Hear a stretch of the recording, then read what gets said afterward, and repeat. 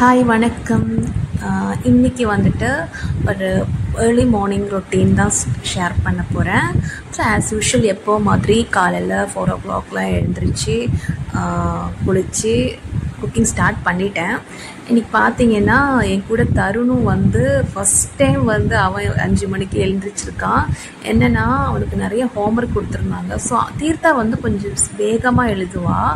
But Tarun வந்து இப்போது கொஞ்சம் ஸ்லோவாக இருக்கான். ஸோ அவன் ஹோம்ஒர்க் நிறைய இருந்துச்சா, ஸோ வந்து அவனுக்கு பெண்டிங் இருக்கிறதுனால ஏர்லி இப்போ 5 மணிக்கு எழுந்திரிச்சு அவன் எழுதினா தான் அவனால் கம்ப்ளீட் பண்ண முடியும். இல்லைன்னா ஸ்கூலுக்கு 8 மணிக்கெலாம் போகணும்ல, அதனால் கம்ப்ளீட் பண்ண முடியாதுங்கிறதுனால ஃபஸ்ட் டைம் அதாவது ஹோம்ஒர்க்குக்காக எழுந்திரிக்கிறேன். அதர்வைஸ் எங்கேயாச்சும் கோவிலுக்கெலாம் வெளியில் போகணும் அப்படிங்கிற மாதிரினா அவன் எழுந்திரிப்பான். பட் இந்த மாதிரி இப்போ தான் ஃபஸ்ட் டைம் எழுந்திரிச்சிருக்கான். ஆனால் பாவமாக இருந்துச்சு. அவன் கொசு வர கடிக்குது, அவனுக்கு பயங்கரமாக கொசு கடிக்குது. ஸோ அதெல்லாம் சொல்லிகிட்டே இருக்கேன், கொசு கடிக்குது அப்படின்னு சொல்லிட்டு. ஸோ வந்து இன்றைக்கி நான் வந்து சாதம் அடுப்பில் வச்சாச்சு. இன்றைக்கி வந்து பார்த்திங்கன்னா 2 டைப் லஞ்ச் ப்ரிப்பேர் பண்ணுற மாதிரி இருக்குது. தருண் தீர்த்தா வந்து ஃப்ரைட் ரைஸ் கேட்டிருந்தாங்க.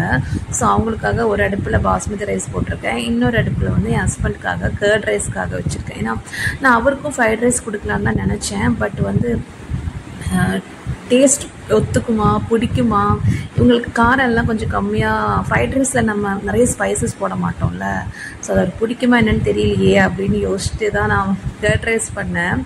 ஆனால் அப்புறமா அவர் சொன்னார், நீ எனக்கும் ஃப்ரைட் ரைஸே பண்ணியிருக்கலாம் அப்படின்னு சொல்லிட்டு. நல்லா தான் இருந்துச்சா தீர்த்த தருணம் நல்லா கேட்டுகிட்டே இருந்தாங்க என்கிட்ட.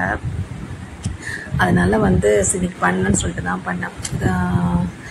தயிர் சாதத்துக்கு வந்து தயிர் உரையூற்றி வச்சேன். பட் வந்து தயிர் வந்து ஃபுல்லாக ஃபார்ம் ஆகலை, குளிர் டைமுங்கிறதுனால தான் நினைக்கிறேன், பாதி ஆயிருக்கு. பட் வந்து நான் சாதத்தில் மிக்ஸ் பண்ணி அவர் மத்தியானம் லஞ்சுக்கு சாப்பிட்றதுக்குள்ளே கண்டிப்பாக வந்து தயிருக்கு சரி அதுக்கு வந்து ஃபார்ம் ஆகிடும், கரெக்டாகிடும்.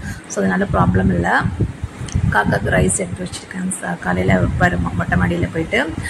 இப்போ இதுதான் ஒரு அடுப்பில் பாஸ்மதி ரைஸ் வந்து பாதி வந்து வேகிற வரும்போது நம்ம வடிச்சிடணும். ஆக்சுவலி நான் இப்போ தான் ஃபஸ்ட் டைம் வந்து இந்த மாதிரி பண்ணுறேன் ஃப்ரைட் ரைஸ்.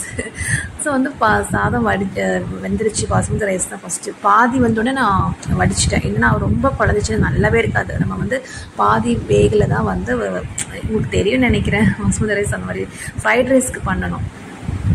இப்போ வந்து பார்த்தீங்கன்னா இன்றைக்கி சைட் டிஷ் வந்துட்டு கர்ட் ரைஸ்க்கு வாழைக்காய் தான் நான் பண்ண போகிறேன். ஆக்சுவலி நார்மலாக வாழைக்காய் வந்து வறுவல் மாதிரி பண்ணுவேன். வெங்காயம் எதுவும் போடாமல் மிளகாத்தூள் மட்டும் போட்டு நம்ம ஆயில் ஊற்றி இந்த தண்ணி சேர்க்காமல் ஃப்ரை பண்ணி எடுப்போம்ல, அந்த மாதிரி எப்போவுமே பண்ணுவோம். பட் இந்த வாட்டி வந்து தக்காளி வெங்காயம் எல்லாம் போட்டு பண்ணுறேன். என்னுடைய ஃப்ரெண்ட் ஒருத்தங்க வந்து சஜஸ்ட் பண்ணாங்க, நல்லாயிருக்கும் ட்ரை பண்ணி பாருங்கள் அப்படின்னு சொன்னாங்க. பட் நான் இது வரைக்கும் அந்த மாதிரி தக்காளி எல்லாம் போட்டு வெங்காயம் போட்டு பண்ணியிருக்கேன், தக்காளி எல்லாம் போட்டு பண்ணதில்லை. ஒரு மசாலா மாதிரி இருக்கும் அப்படின்னு சொன்னாங்க. சரி ஓகே ட்ரை பண்ணலாம். ஏன்னா எனக்கு பசங்களுக்கு வேண்டான்னு சொல்லிட்டாங்க, ஃப்ரைட் ரைஸு சாஸ் மட்டும் போதும்னு. பசங்களுக்கு இது பிடிக்காது கண்டிப்பாக, அவங்களுக்கு அந்த ட்ரை ரோஸ்ட் மாதிரி பண்ணால் தான் பிடிக்கும் வாழைக்காயெல்லாம். ஸோ எங்களுக்கு தானேங்கிறதுனால நான் வந்து தக்காளியெல்லாம் போட்டு, ஆனால் நல்லா இருந்துச்சுங்க, நல்லா தான் இருந்தது, டிஃப்ரெண்ட்டாக இருந்துச்சு. கடுகு சோம்பெல்லாம் போட்டு பொரிஞ்சதுக்கப்புறம் வெங்காயம் போட்டு வதங்கிட்டு தக்காளி போட்டு, அப்புறம் நம்ம எப்பவும் போடுற மாதிரி குழம்பு மிளகாய் தூள் இல்லைன்னா தண்ணி மிளகாய் தூள் ஏதாவது போட்டு மஞ்சள் தூள் உப்பெல்லாம் போட்டு மிக்ஸ் பண்ணுறது. ஜஸ்ட்டு தக்காளி மட்டும் ஆட் பண்ணுறோம். அது கொஞ்சம் வந்து ஒரு லைட்டாக டேஸ்ட் கொஞ்சம் நல்லாயிருக்கு. இது வந்து ஃப்ரைட் ரைஸ்க்காக வந்துட்டு ஒரு கேரட் 5 பீன்ஸ் இன்னும் நிறைய அதுவும் வேறு சொன்னாங்க, எனக்கு வெஜிடபிள்ஸ் நிறைய போட வேண்டாம், கொஞ்சமாக போட்டால் போதும், வெறும் கேரட் பீன்ஸ் மட்டும் போதும். ஆக்சுவலி இதில் கேபேஜு அப்புறம் அது கேப்சிகம்லாம் போடலாம், பட் அவங்க வேண்டான்னு சொல்லிட்டாங்க.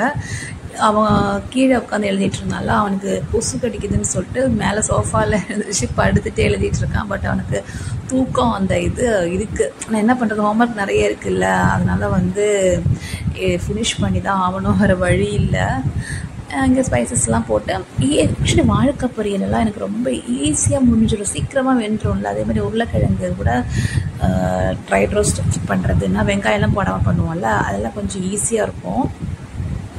எனக்கு ஆக்சுவலி நான் ஃப்ரைட் ரைஸ் வந்துட்டு நான் இது வரைக்கும் பண்ணதில்லைங்க. எப்படின்னா நம்ம வெஜிடபிள் பிரியாணிலாம் பண்ணும்போது நம்ம குக்கர்லேயே போட்டு சாதம் அப்படியே ஆகிடும்ல. தனியாக பாஸ்மதி ரைஸ் ஃப்ரைட் ரைஸ்க்கு வந்து தனியாக சாதம் வடிச்சிட்டு இப்போ தான் நான் ஃபஸ்ட் டைம் பண்ணுறேன். ஸோ கேரட் பீன்ஸ்லாம் கட் பண்ணியாச்சு குட்டி குட்டியாக. ஆக்சுவலி ஸ்லைசஸாக போடணும் ஃப்ரைட் ரைஸ்க்குலாம், பட் இவங்களுக்கு அது பிடிக்காதுங்கிறதுனால தான் நான் குட்டி குட்டியாக கட் பண்ணியிருக்கேன். ஆக்சுவலி ஸ்லைஸாக நீட்டமாக கட் பண்ணி மெலிஸாக போடும்போது தான் நல்லாயிருக்கும். இது அவங்க பிடிக்காது, சாப்பிட மாட்டாங்கங்கிறதுக்காக குட்டி குட்டியாக கட் பண்ணியிருக்கேன். எனக்கு அதனால் பாஸ்மதி ரைஸோட அது கரெக்டான அந்த கன்சிஸ்டன்சியாக வேகும்ல, அது எனக்கு தெரியல. நம்ம குக்கர்லேயே பண்ணுறதுனால பிரியாணியெல்லாம் குக்கர்லேயே பண்ணிடுறோம்ல, அதனால் எனக்கு கொஞ்சம் டென்ஷனாக தான் இருந்துச்சு. ரொம்ப குழந்துச்சுன்னா நல்லாவே இருக்காதுல்ல. ஆனால் நான் ஒரு கொதிச்சு ஒரு பாதி கை வச்சு நான் கொஞ்சம் ஸ்மாஷ் பண்ணும்போது கொஞ்சம் வெந்துருச்சு. உடனே நான் வடிச்சிட்டேன்.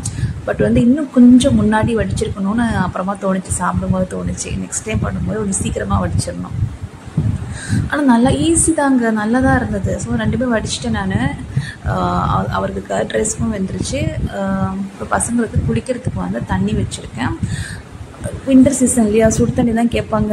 வச்ச தண்ணியில் குளிக்க மாட்டாங்க, ஏன்னா 6 மணிக்கெல்லாம் குளிப்பாங்கல்ல, அதனால். ஸோ வந்து தோசைக்கு வந்துட்டு இன்றைக்கி தக்காளி சட்னி தான் நான் வந்து பண்ணேன். ஆக்சுவலி காலையில் எனக்கு அதெல்லாம் செய்யறதுக்கு தக்காளி சட்னி பண்ணுறது நேரம் இருக்காதுங்கிறதுக்காக நேற்று நைட்டு பண்ணிவிட்டு ஃப்ரிட்ஜில் எடுத்து வச்சேன்.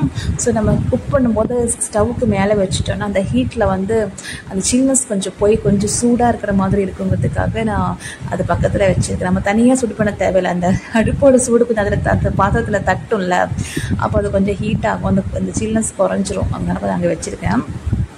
நார்மலாக காலையில் தான் பண்ணுவேன், பட் இந்த ஃப்ரைட் ரைஸு இதெல்லாம் பொரியல் பண்ணுறதுக்காக டைம் வேஸ்ட் டைம் இருக்குமான்ற டவுட்டில் நேற்று நைட்டு பண்ணி வச்சேன் தக்காளி சட்னி. அப்புறம் வந்து பசங்க குளிப்பாட்டணும், டிஃபன் கொடுக்கணும், கிளம்ப வைக்கணும், அந்த வேலையெல்லாம் இருக்குது இல்லையா. ஸோ அதனால தான் வந்துட்டு பண்ணேன். இப்போ டைம் வந்து பார்த்திங்கன்னா 9:05 ஆகிடுச்சு. பசங்கள்லாம் ஸ்கூலுக்கு போயிட்டாங்க. நடுவில் அதுக்கப்புறமா என்னால் எடுக்க முடியல. இப்போ வந்து பார்த்திங்கன்னா நான் வந்து எனக்கு தோசை சுட போகிறேன். அப்புறம் இந்த வீடியோவில் வந்து ஸ்கிப் பண்ணாமல் பாருங்கள். நான் ஒரு ஆன்லைன் வந்து வாங்கின சாரீ வந்து நான் அதில் ஷேர் பண்ணியிருக்கேன். ரொம்ப நாள் ஆச்சு அது எடுத்து. ஸோ வீடியோவில் ஷேர் பண்ணணும்னு நினைப்பேன், பட் வந்து வீடியோ போடாமல் இருக்கிறதுனால நான் பண்ணுறதில்ல. ஸோ வந்து இப்போ தோசை சாப்பிட்டதுக்கப்புறமா எனக்கு பெருசாக அப்புறம் வேலை அப்படின்ட்டு கிச்சன்லாம் க்ளீன் பண்ணணும், அப்புறம் வீடெல்லாம் பெருக்கணும், துடைக்கணும், அந்த ஒர்க்கு தான். அதுக்கப்புறம் கொஞ்சம் ஃப்ரீ தான். ஸோ வந்து அவங்களாம் சாப்பிட்டு போயாச்சு, தம்பித்தெல்லாம் கிளம்பியாச்சு.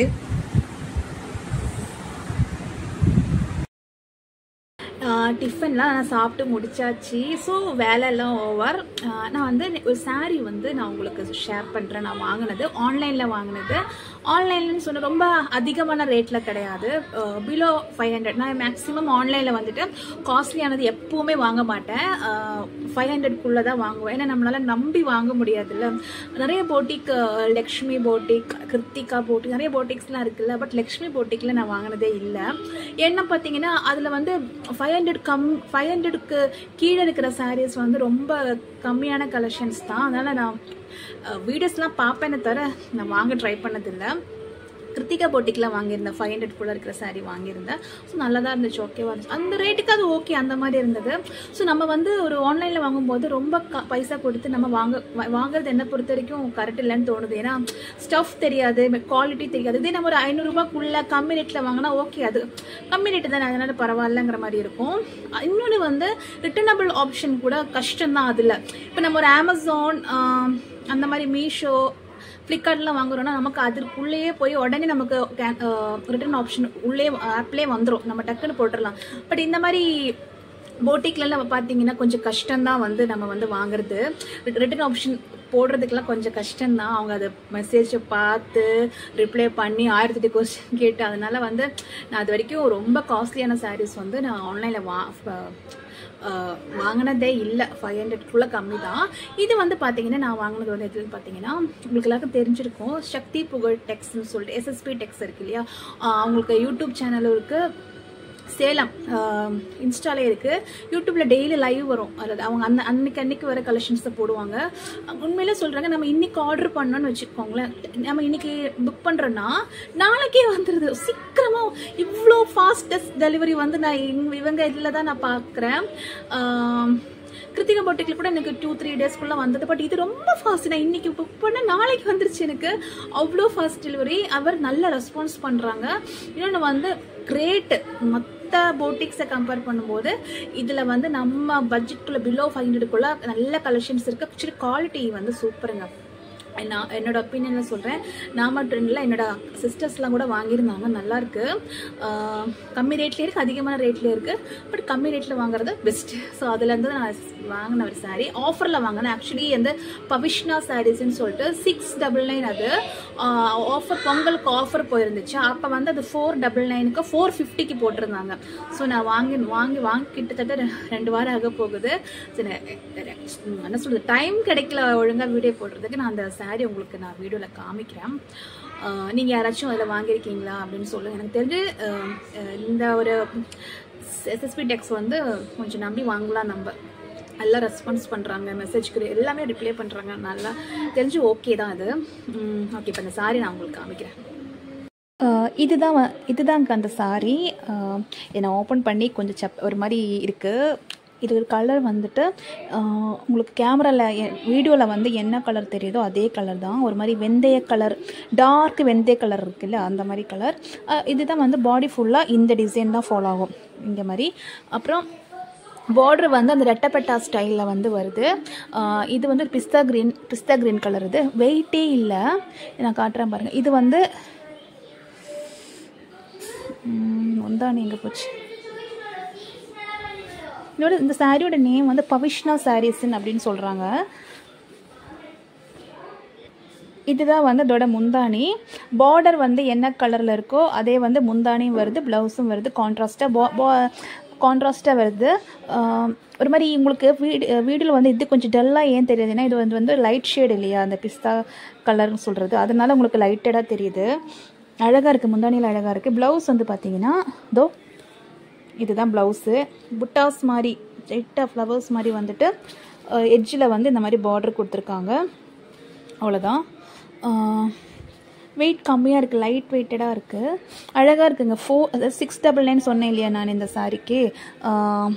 ஆஃபரில் 450 ப்ளஸ் 30 rupees தான் ஷிப்பிங் சார்ஜஸ் அவங்களதில்.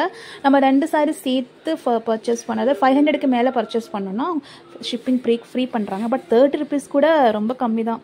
அழகாக இருக்குல்ல. இந்த கலர் காம்பினேஷன் வந்து என்கிட்ட இல்லை, ஸோ அதனால இந்த கலர் எடுத்தேன்.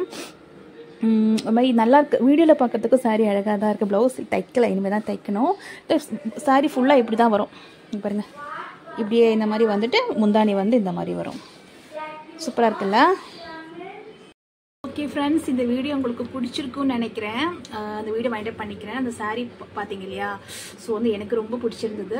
ஸோ இப்போ நான் சாரீ கட்டிட்டு எண்ட் பண்ணுறேன்னு அப்படி இல்லை. நான் தேர்ஸ்டே வந்துட்டு சாய்பாபாவுக்கு ஃபாஸ்டிங் இருந்துட்டு சாமி கும்பிடுவேன். ஸோ சாமி கும்பிடுவது மேக்ஸிமம் சாரீ கட்டுவேன். ஸோ அந்த மாதிரி எனக்கு கட்டியிருந்தேன். சரி, ஓகே, வீடியோ முடிக்கும் போது சாரியில் முடிக்கலாம் அப்படின்னு தான், அதனால தான். ஓகே, இந்த வீடியோ உங்களுக்கு பிடிச்சிருக்குன்னு நினைக்கிறேன். நான் வீடியோ போடணும்னு நினைக்கிறேன். பட் வியூஸ் கம்மிங்கிறதுனால தான் நான் மேக்ஸிமம் போடுறதே இல்லை. ஏதோ இன்னைக்கு தோணுச்சு.